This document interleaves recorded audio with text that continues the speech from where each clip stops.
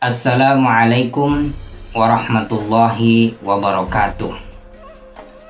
Dari Abu Hurairah radhiyallahu an bahwa Nabi Muhammad SAW bersabda, ketika ada seorang lelaki tengah berjalan di suatu jalan dan ia mendapat batang kayu yang berduri di jalan tersebut, lalu ia mengambil dan membuangnya, maka Allah Subhanahu wa Ta'ala berterima kasih kepadanya dan mengampuni dosa-dosanya. Menyingkirkan duri menjadi kewajiban setiap muslim. Penyingkiran itu menghilangkan mafsadat dan bahaya. Dalam bernegara pun demikian. Setiap pemangku kebijakan memiliki kewajiban untuk menghilangkan duri. Dalam sebuah institusi, duri itu bermakna seseorang atau kelompok yang wajib dihilangkan atau dikeluarkan atau dimatikan perannya.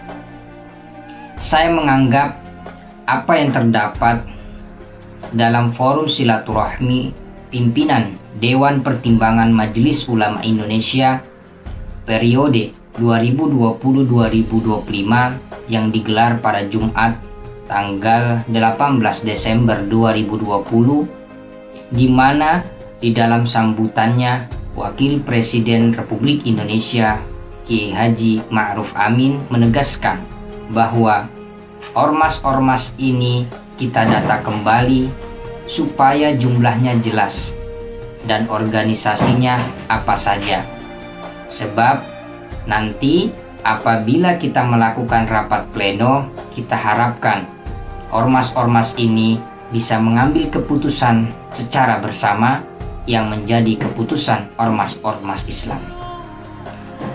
Sebelumnya juga Kiai Ma'ruf Amin menegaskan bahwa orang yang tidak sesuai dengan tujuan dan jalan yang harus dilalui sebaiknya tidak naik kendaraan Majelis Ulama Indonesia. Sebaiknya dia naik kendaraan lain saja yang lebih sesuai dengan selera dan keinginannya, kata Kiai Ma'ruf Amin dalam musyawarah nasional ke-10 Majelis Ulama Indonesia di Hotel Sultan Jakarta. Kiai Ma'ruf mengibaratkan MUI seperti melakukan perjalanan dengan kereta api yang memiliki banyak gerbong, stasiun, dan tujuannya jelas. Kiai Ma'ruf mengatakan, saya mengkinayahkan MUI itu seperti kereta api. Ada rel untuk jalannya, ada pakemnya, ada tujuan yang jelas, ada stasiunnya, dan banyak gerbongnya yang mencerminkan beragam ormas dan kelembagaan Islam di dalamnya, dan juga banyak penumpangnya. MUI dan lembaga lainnya memang sedang mengejawantahkan konsep Islam wasatiyah. Di samping pembersihan dan perapian serta penggemukan, MUI melakukan dan membumisasikan Islam wasatiyah yang itu bisa diterapkan oleh seluruh masyarakat Indonesia. Apa itu Islam wasatiyah? Sesuatu yang berada di tengah di antara dua sisi. Penggunaan kata al-wasat terdapat indikasi yang menunjukkan jati diri umat Islam yang sesungguhnya, yaitu bahwa mereka menjadi yang terbaik karena mereka berada di tengah-tengah, tidak berlebih-lebihan, tasyadud, dan tidak mengurangi baik dalam hal akidah, ibadah maupun muamalah, tasahul. Memang dewasa ini kita dihadapkan pada munculnya kelompok Islam yang intoleran, eksklusif, mudah mengkafirkan orang, kaku, dan kelompok lain yang gampang menyatakan permusuhan dan melakukan konflik. bahkan kalau perlu melakukan kekerasan terhadap sesama muslim yang tidak sepaham dengan kelompoknya. Selain itu, kita juga dihadapkan pada munculnya komunitas Islam yang cenderung liberal dan permisif. Di samping Majelis Ulama Indonesia, ada Nahdlatul Ulama dan Muhammadiyah yang sepakat mengembangkan Islam wasatiyah atau Islam moderat. Bersatunya NU, Muhammadiyah, dan Majelis Ulama Indonesia dalam mengaplikasikan Islam wasatiyah membuat kelompok transnasional seperti Hizbut Tahrir Indonesia, simpatisan Ikhwanul Muslimin, Wahabi yang mengobrak-abrik sisi internal agama Islam, dan ormas radikal teroris kepanasan. Mengapa tidak?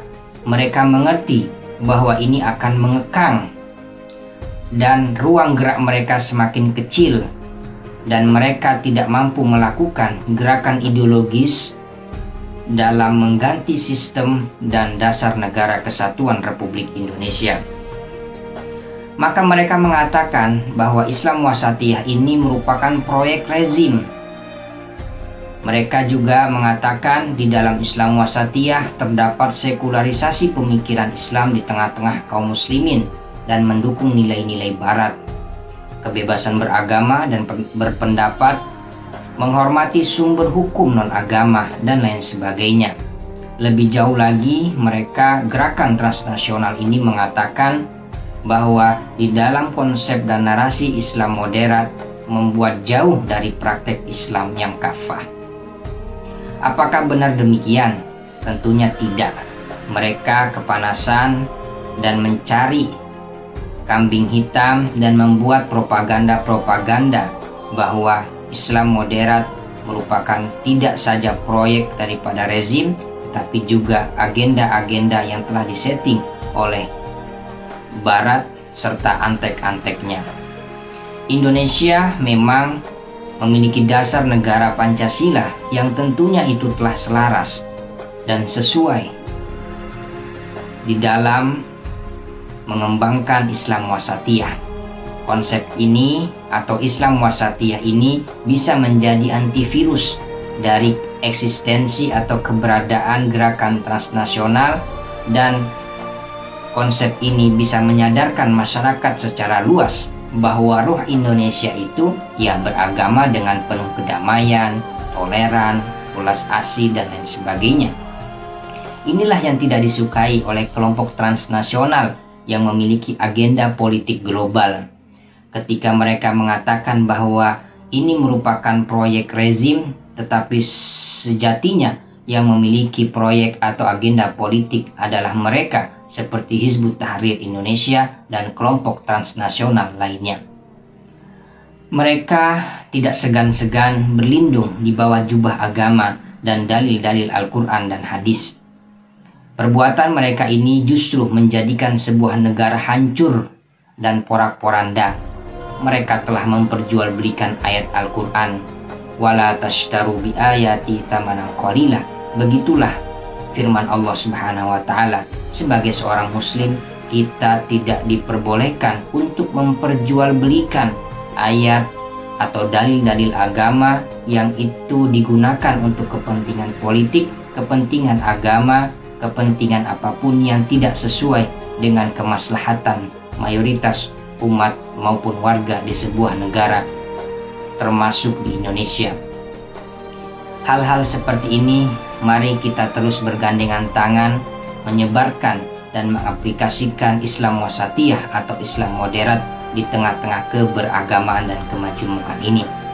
Semoga ini bisa menjadi antivirus dan menyadarkan kita semua bahwa apapun namanya, jenisnya, semua yang berangkat dan tergabung dari dalam gerakan transnasional itu sesungguhnya mereka memiliki agenda untuk memporak-porandakan, menghancurkan stabilisasi berpolitik, ekonomi, bahkan juga memiliki agenda untuk mengganti dasar dan sistem negara kesatuan Republik Indonesia.